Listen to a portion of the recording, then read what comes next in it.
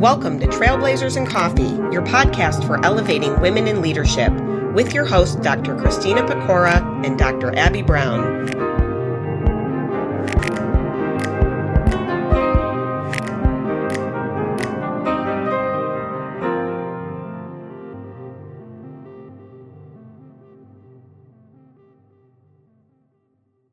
Dulce Vasquez is an activist and community leader. She's the Assistant Vice President for Arizona State University's Los Angeles office, where she builds partnerships across business, government, and community to connect people with the university's mission of access and impact. Born in Mexico and raised across the U.S., Dulce spent part of her childhood undocumented before going to study at Northwestern in Paris and UCLA's Luskin School of Public Affairs. She's also run for both Los Angeles City Council and California State Assembly, championing issues like housing, public transportation, small businesses, and LGBTQ+ rights. Today, she lives in South Los Angeles with her spouse and her Rottweiler, and when she's not working, she loves running, snowboarding, and traveling. And again, welcome, Dulce. It's so good to have you here with us. Welcome. Thank you so much. I'm so happy to be here. Champion. What's the weather like in Los Angeles today? Oh, well, it's like 90 degrees today. Oh, no. So I know you're going to ask me about my blazer, but I'm not wearing a blazer at 90 degrees. No. Mm-mm. Fair enough. Fair enough. So if we use blazers as kind of a gauge for mood, then what would you be wearing today if you were to put on a blazer? Well, I think it's exactly what I'm wearing right now, which is like I'm wearing a yellow dress with some Mexican embroidery on it. So it's like very bold, but I am so comfortable. And I usually like wear really bright, bold blazers. Like I have a pink, green, yellow, red, two purple ones, because obviously Northwestern, but it's always like really bold, like, look at me, I'm here, I'm ready to take on the world. But also, like, I always give a nod to like my cultural roots. I Oh, I love love that. Oh, that's fantastic. It's such good energy to bring to the pod. Thank you. How about you, Christina? What's your blazer mood today? My blazer mood today, I'm also not wearing a blazer, although it's a lovely like 75 here in Chicago. The humidity has finally broken, thank God. So I think though what I would be wearing is one of my summer blazers, which is like black and linen, and it has these wonderful embroidered cranes on it.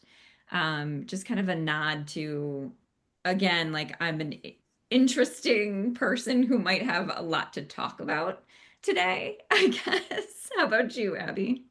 I deviating from like the blazer situation. I just recently bought at a consignment shop a vegan leather shirt jacket, like a shacket, and I'm very much looking forward to the fall so that I can incorporate that into my wardrobe. So yeah, not so much a blazer, more of a shacket mood today. You know, that's the first time I've heard that term, shacket. That's great. Oh my God. Wow, I have some great jackets. Oh yeah.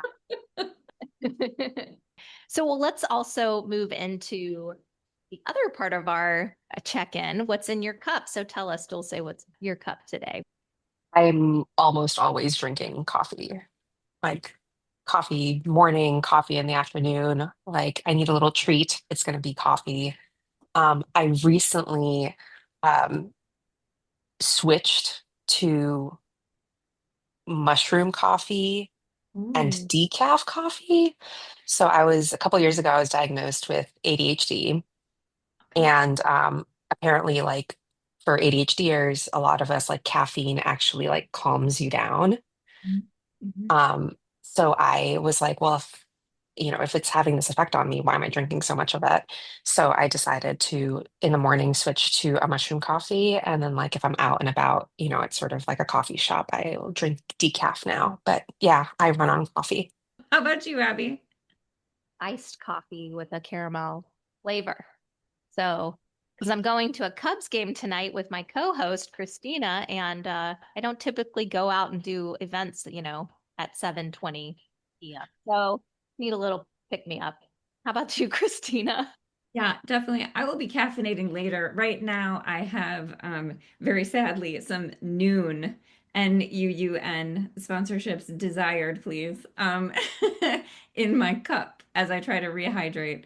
It's been a very challenging couple of weeks to marathon train here in Chicago, and I am constantly aware of my hydration levels. So that's what's in my cup today. Oh my God, that's like what, eight weeks? No, 20 weeks. So, oh, you mean 8 weeks until the marathon? Yes. Yes. Yes. Are you Yes. running? No, but my run club leader is running it and he posted this morning about it being 8 weeks away. I'm running Mexico City next week. Oh, fabulous. I hear such good things. Are you feeling prepared? Not at all. No, I spent a lot of the summer really sick and I think you can still kind of hear it a little bit in my voice. Gosh, no. But it's okay. It's just going to be fun and I will finish eventually. Yes. Yes. What is this your first marathon? Is it a number for you? This is number 4. Oh, exciting. Exciting. Oh my gosh, you're gonna have to tell us later about how it's going for you. That's really What I'm awesome. really excited about is this medal. It's like this like beautiful like Aztec and it's like massive. I'm Oh, really excited about it. I'm not a medal displayer. sure. So like this one I'm like really pumped for. That's fantastic. Yes, I'm sure that Dulce and I could bore everyone with our marathon talk. So we'll skip on to that and make that a personal conversation. But Dulce, you were recommended to us by our previous podcast, Rachel Ellison. I think she's a mutual friend of ours, and she recommended you because she was like, this is one of the most fabulous people I know, and she's so accomplished. And so when we were looking into you, you are super impressive. Can you tell us You. about, you're welcome. Can you tell us how you got to such a high level in your career at such a young age? Honestly, like, looking back, it was just like one foot in front of the other. Um, I think it wasn't a quick thing. It was just saying yes to opportunities and being ready when the moment strikes. Like I was at a nonprofit and the number 2 left, and I was all of like 22, 23 at the time. And I was like, well, I can take on some of those responsibilities. Like, let me come in and save the day, right? Mhm, Or I'd say what's really helped me in the last couple of years is very open communication about where I want to be in my career and checking in with my supervisors. And it's also like having the right type of supervisor, right? That's willing to work with you and is not intimidated by your ambition and mhm, being able to work with like say, hey, like in a couple years, like, I want to be here. What do I need? And they're like, okay, like you need a master's degree. Let us help you, support you in working for us and getting a master's degree. mhm, Or it's like, hey, like I want to run for office. And it's like, okay, well, like we will stand by you as you go through that journey.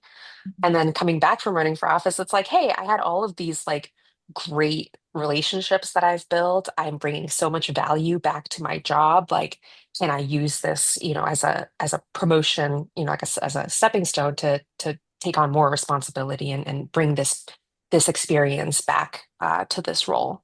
mhm, So it's about having great relationships, not being afraid to ask. I think a lot of women are afraid to ask.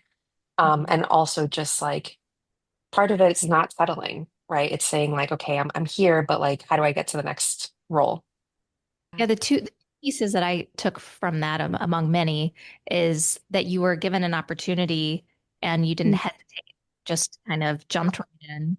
And the other one that I love is just, if you know it, owning what you see for your future, like and communicating that to your supervisor so they can help you get there. Because I think that is something that's a little taboo. Like maybe I need to kind of keep my long-term professional goals quiet. Maybe people will second guess that, and just putting that out there. So I Yeah. think it's a really great lesson. So kind of moving forward, we know that, women struggle to attain and be respected as leaders, but it sounds like your road has been particularly challenging in a very certain way. Could you tell us about the challenges you overcame to get where you are today? I could probably go through, spend a lot of time on this. But from the time that I came to the US, right, I was 7 years old. I didn't speak any English. I had to assimilate to a different culture. I think I spent a lot of my, teenage years and 20s, right, sort of trying to fit in. It taught me to be very aware, pick up on little things, be very resourceful, be able to adapt. Um, I had to fight for inclusion, right? Feeling like I belong when I don't look like a lot of people that are around me. Then getting to such places like Northwestern, and I love Northwestern, right? But there aren't a lot of low income kids at Northwestern, and sort of being friends with folks who grew up very, very different than me. I think those were a lot of challenges. And then getting into the job market for someone that has my type of background is really difficult because our experiences, my parents are manual laborers, my dad's in construction, my mom cleans houses. There was no one that I could turn to be like, okay, like what kind of jobs should I be looking at? What kind of jobs am I qualified for? I have no one to make phone calls on my behalf. I have no one, I I took an internship in college at a nonprofit. I thought nonprofits meant that like you didn't make any money, like they were all just volunteer positions, right? Like it's really tiny things that like people in normally just don't even think about, right? Mhm. And for me, it was just like a really, really big like learning curve that I had to catch up to my peers. So would you say those experiences uh, informed how you advocate as a leader? Oh, absolutely. I mean, the first thing that I did graduating from college was seek out high school women, high school girls who were applying to colleges, right? Because we think, I got a full ride to Northwestern. And I think that price tag often dissuades a lot of applicants that come from my background because they're like, there's no way my parents could ever afford this. Like, we were paying three times my, or no, we weren't paying, but like Northwestern cost 2 to 3 times my parents' annual salary, right? So I think it dissuades a lot of really talented people from even filling out that application, but understanding like, oh my God, there's academic scholarships, there's need-based scholarships, there's grants, there's all of this different stuff. So like the first thing I did was reach back and be like, okay, how do we get you to something, something that is more stable than a community college, right? Which is for what a lot of women that I was interacting with were like, oh, I'm just going to go to community college because it's cheap. Mhm. Right. And then you get lost in a system that takes you, you know, on a different path. Right. So your advocacy starts like you're trying to intervene, help young people as early as possible to Yeah. path or at least consider a different path. Right. Okay.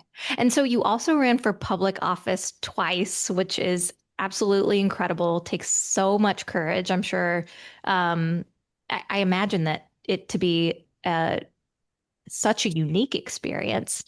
We're both really curious what was surprising about it. What did you learn during those campaigns?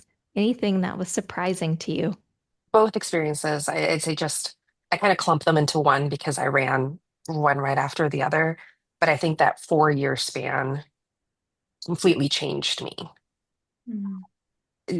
Literally everything about my life in terms of relationships, in terms of purpose, in terms of how how someone like me wants to shape the world, um, legacy, resilience. I think what surprised me is how vulnerable it made me. And you hear these stories all the time about women running for office, right? Like women, you fear for your safety, you fear for backlash, you fear for, whatever. And I went through literally every scenario that women fear of running for office. I went through it from talking to the police stalker unit to having protesters outside of my house to like, being doxxed online, like I went through all of it.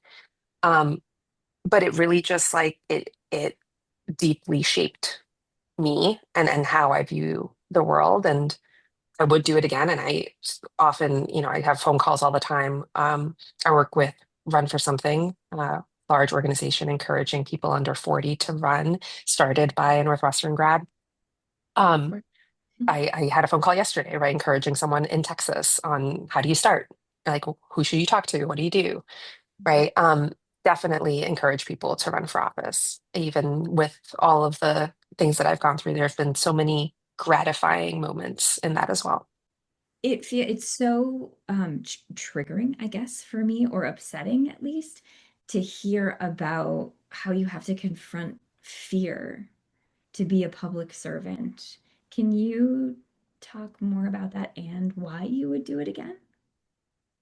Um, yeah, I think that's just kind of the world that we live in right now. I'm no martyr by any means, but I genuinely like think that my skill set and the ways that I view the world, all shaped by my life experiences and my family and the things that I've gone through, the places I've visited, you know, I have thoughts on how we could create a better world. I think political violence has existed for millennia. I think women running for office is a relatively new thing in the last 50, 60 years. I can't do the math. But I think about I just Gabby Giffords is coming to Los Angeles in 2 weeks, and I'm going to go to her event. Think about her shooting, outside of a supermarket. I think about the woman, Melissa, I'm blanking on her last name, in Minnesota a couple months ago that was shot in her home. I think about Nancy Pelosi's husband being attacked in his home. I don't want to normalize that this is what politics is like. It's just a reality, Mhm. right? And as women, that is a double reality, right? Of like you're going to events, you're alone, you're knocking on someone's door, right? Like there are just so many places. But I think that people who have that gumption, right, that like you truly believe you're going to make a difference and you know that you're doing it with heart and purpose, that is you kind of just that is always a possibility. But it's also a possibility that I could just, you know, grab a loose bullet on the street corner. But that is not intended for me, right? I think about the world is just a dangerous place, and you do your best. Do you have tips and tricks for women who are out there trying to do their best, but specifically those who are considering running for public office, how to combat that fear? Um, Never be alone. Never be alone. Always knock on doors with someone else. I'd say, in terms of sort of a digital footprint, make sure that you Google yourselves, and any place that you can control where your address is posted. Make sure you do that. I talked to the LAPD stalker unit who taught me how to blur my household from Apple and Google Maps and stuff, which, like, it doesn't do a lot, but you know, Still, it's it's still helpful. it's those little things. Yeah, anything that provides security. I'm sure it's kind of the same assessment that you take whenever you go out for a run by yourself, right? Like people don't understand the kinds of considerations that we as women have to take just to do the simple things in life, let alone run for public office. Oh yeah, never at night. If it's at night, it's with a run club. It's you're running in paths that are populated. Yeah, absolutely. Mhm, definitely. Definitely. I mean, in terms of particular challenges that you have faced, how have these helped you in your day-to-day life? Like your job is to form partnerships with people, right? And so how do you use your challenges and how you've overcome those to in your work or in your personal life? I don't know. I think they just give me a different viewpoint. I think facing some of those challenges and being thoughtful, creative, resourceful, right? If I go and approach a partnership and it's like, that thing has nothing to do with our thing, right? But let's Mhm. talk more and let's figure out an entry point, right? And it may not be the most obvious thing, but being able to just like have that resourcefulness, I think is really helpful in my job and in my career too. Mhm. Yeah. I imagine that resourcefulness is especially helpful right now, given you're working on a university campus. I think we'd really like to hear what it's been like for you, just given how kind of targeted universities are right now in terms of funding. And we've been seeing lots of cuts, especially here at Northwestern. I don't know if you heard about that. Several hundred people were recently laid off. So just curious what it's like right now at on the university campus. Yeah, so I do all of this partnership activity in California. So I am not typically like on our main campus. We do operate two buildings here, but it feels like a outpost, not a campus itself. So I have to put that asterisk in there. But I think just in higher ed in general, and particularly right now, right, we're trying to balance tradition, right? I think a lot of faculty are very tradition oriented, Mhm. um, sort of hard to pivot or change. But ASU is just, it's such an innovative place. Our president has been here for 23 years, just created so much change around the university, literally like relocating units, right, so that they could interact with each other differently, renaming schools and sort of putting people in other people's paths to increase collaboration. I think sometimes that type of change is really slow, and it takes a culture change to happen. I think what's happening right now, you know, we're just riding it, seeing what happens. But I can assure you, like most universities are going to be around way past this administration. It's just a big sea change that you're going to have to navigate. And I'm sure in the 150 years of this university and of Northwestern's existence, there have been other times where stuff like this has been threatened. And at the end of the day, I think that universities are going to persist, because you also need them as an economic driver. I think the current administration is positioning this as this like highfalutin sort of elitist thing, right? But we're also, doing research and innovation on wastewater treatment, on sort of space and exploration. We're doing stuff on heat resistance. If you don't want to call it climate change, let's call it heat resistance, right? Because the truth of the matter is that Phoenix is 118 degrees, right? And soon enough, a lot more of our population is going to be moving into those higher temperatures too. So all of these universities are creating research of impact, research of change, and that's going to outlast a lot of the stuff that's happening. A lot of adapting. Yeah. I wanted to go back really quickly to just hear more about something that you said early on, Dulce. You talked about intimidation by ambition and trying to make sure that people weren't intimidated by your ambition. How have you done that? I find that women leaders find that in particular really challenging. And I just want to hear how you have kind of carved out a space to solve that problem, if you feel like you have. I don't think I've solved it at all. I think I've been really blessed. I've been at this current role for almost 10 years, and I work for the president and the chief of staff, right? Like I'm never going to be like I don't, not never, but like I'm never going to be the president of a university. I don't think I don't think that's in my future. Right. Right. But I think I work for people who see the value of human capital, right? And the value of having happy employees that feel like they're thriving and have enough support to do their best, have the support both morally but also like in terms of tools, right? To do the things that will benefit you and benefit the organization, right? And also benefit the employee. So I've been really, really blessed that I don't worry about sort of how my ambition will impact them.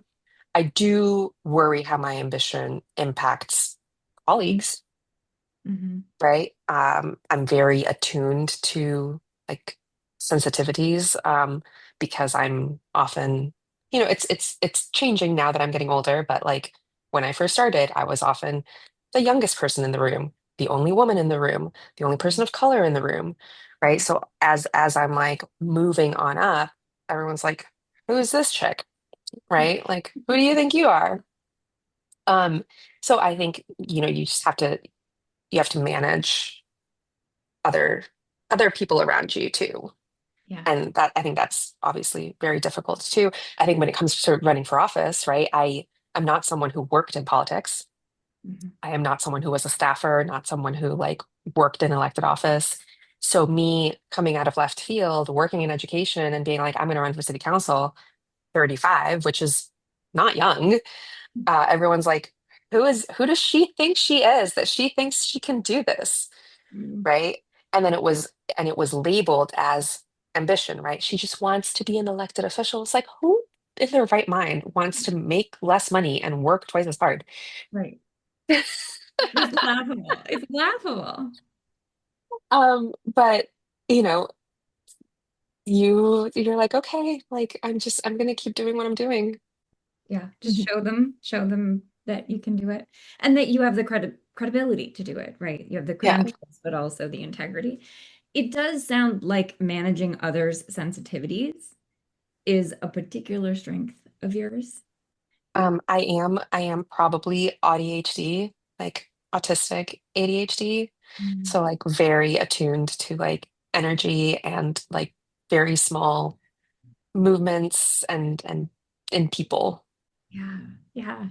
Who helped you discover this about yourself, or who or what, I guess, in your life helped you discover that? TikTok. You're kidding. I'm not. I kept getting these ads like, oh, do you do this? Like, do you, procrastinate? Like they were pushing some sort of, medication, right? Like not traditional medication, but they were pushing some sort of, you know, supplement or whatever. But I was just like, yeah, like that's me. And I kept like going back to it. And then my algorithm changed.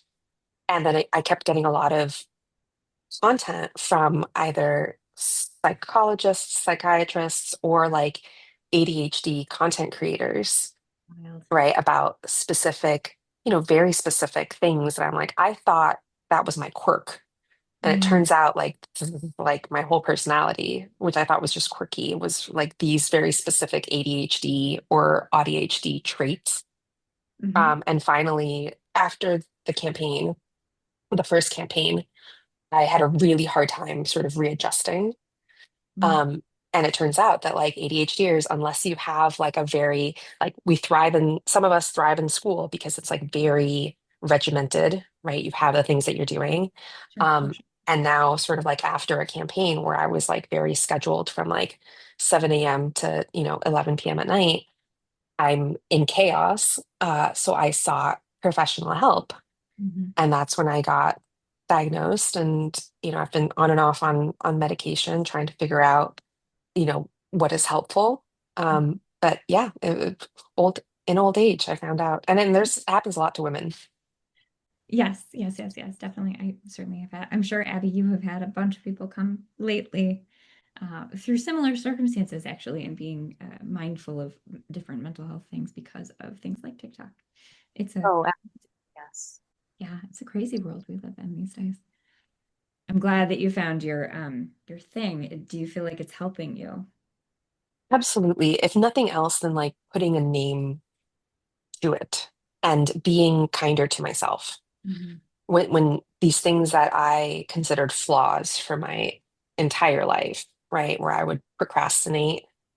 right, or leave things to the very last minute so I could get that rush of dopamine and urgency. Or I'm not a morning person. like really like very fatigued morning person, and it's just like part of, I'm always like, why can't I just like get up at 6 in the morning and work out? Right. Well, some of us are not built that way. And just being kinder to myself instead of feeling like a failure or feeling like I can't do something. So, Dulce, we ask these two questions to everybody at the end, and it's okay. You may or may not have answers to all of them, but some people don't always answer the second one. That's totally fine. But what advice do you have for women who might be seeking leadership roles during this challenging time in our country? Yeah. Um, I mean, I think it goes two ways. And I think the first one, I think I hear it a lot, and I think women need to hear it a lot too. So I'm just gonna repeat it. This is not original, Perfect. but like, don't wait till you feel like you fit the job description that's put Mhm. out for you, right? Like, if you're not 100% ready, it does not matter, because there is some white Chad who thinks he is all that and he has half the talent that you do and is applying for that job, Mhm. that promotion, that job, that, whatever it is. Like, say yes, even if you're scared. The things that you feel like you probably like don't know, you're just going to learn on the job. You're going to figure it out, and you're going to ask your kitchen cabinet for help or advice, or, ask ChatGPT. Like, you will figure it out and have your nicer office and nicer salary to make you feel better about it. So again, don't hesitate. Just get in there. Get in Get there. in there. Yeah. Yeah. So that was the second part, since you mentioned like in this time. Um, we need a lot we need a lot more eyeballs and a lot more people that are vocal, right? It doesn't matter that you're not in politics. Like, you need to say that this is wrong.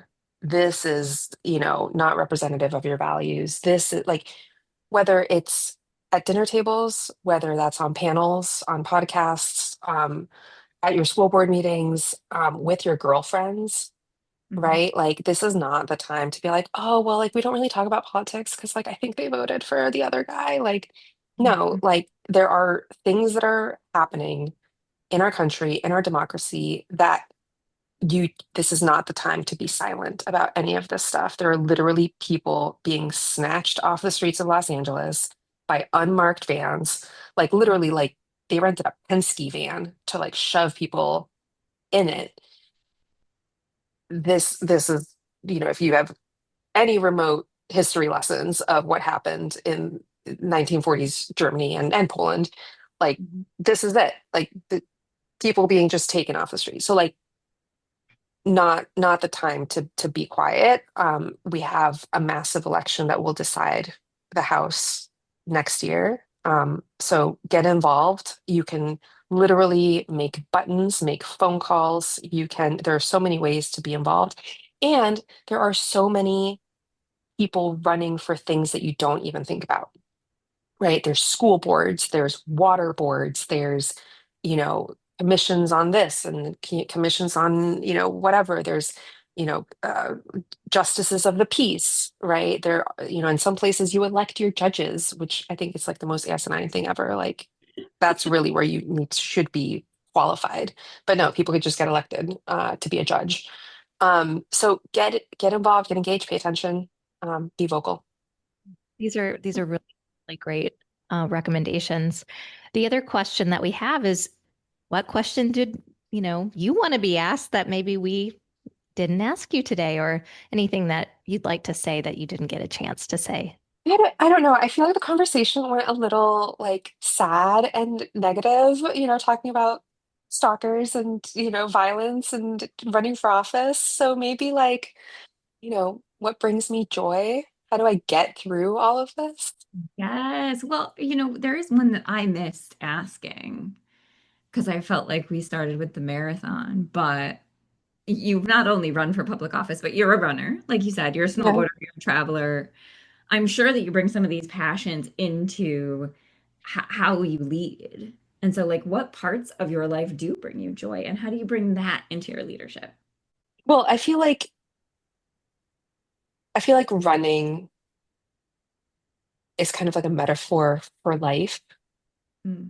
Like I never want to do it, Hmm. but like you push yourself to go out there and, depending on your run, sometimes you're absolutely miserable and sometimes, oh my God, like the weather's so nice. And at the end of the run, I never regret having done it. Hmm. Right. So I think it's like very much like leadership and life and adulting is a metaphor for it. I think this is only a wintertime sport, but like when I go snowboarding, that's a lot more joyful for me, right? Because I'm on vacation, I'm not working, like I just put on some music and just sort of cruise and like listen to the swish of the snow under my feet Mm. and sort of just like feel the air on my face, right? Like that's a lot more joyful. That sounds almost meditative. Well, It both things. is. Yes. It is. People don't believe me too, because they're like, aren't you afraid of dying? I'm like, yeah, but like you sort of put that aside and like enjoy. Much like many things that we do. You seem to just really put yourself into all of your experiences, personal and professional, and that does bring you a lot of joy. I think we have a lot to learn from that. So thank you. Definitely. And I don't like to contradict guests, but I would definitely contradict. I think your struggles are a huge part of what makes you an inspirational person and why people would want to listen to you. So thank you so much for sharing that with us today. How can we in turn help you or share you in different ways? Share things that you are passionate about, maybe like run for something. How can we promote what you're working on right now? Tell us, and then we'll put everything in our show notes. Yeah, so you know, please follow me. I'm on Instagram and TikTok at Vasquez, Vasquez, Dulce, Dulce. Please follow me on those two. I'm sort of at this point where like, you know, I do create content. Sometimes it's about running, sometimes it's about just sort of life. Sometimes it's political. I'm still sort of very plugged in. I was um, very involved with the campaign last year as a content creator, and just figuring out how I want to steer that part of my advocacy and my life because it is very time consuming, but it does provide me with a very creative outlet for my energy.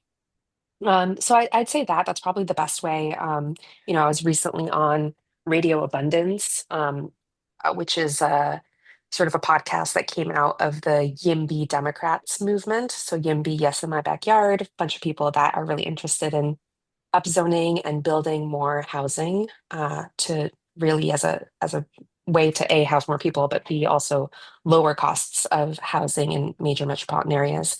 So yeah, just follow me, and if you have any ideas on, sort of what my next chapter should be, please let me know. But oh, we will. Definitely. Thank you so much again, Dulce, for all of this.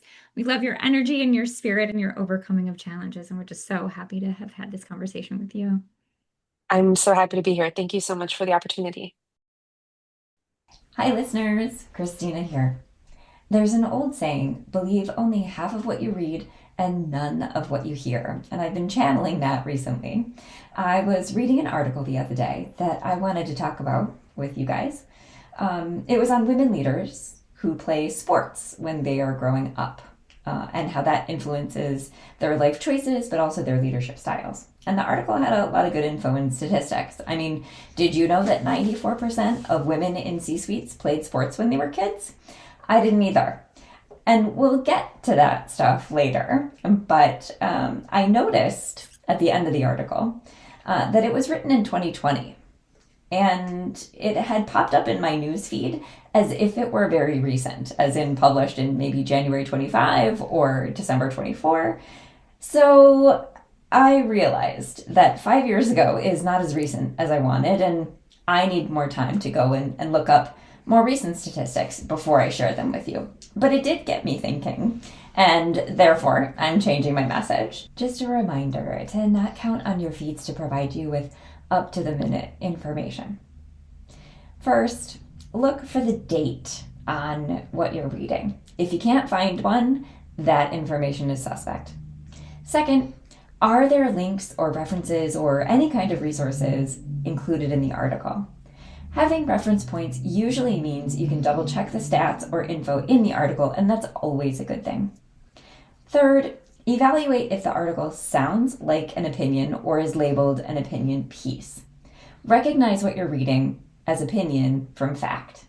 You can research the article's author and who they might be sponsored by, what they're involved in, and even who subscribes to them. And this is just another handy way of knowing where the information is coming from, inside or outside of the writer's head. Watch out for people who state their opinions as facts. These are just 3 simple steps to considering how you intake information. And for other tips and tricks and good articles on information misinformation, check out the show notes for this episode. For more information on today's guest, check out the show notes for this episode. Thanks for joining us.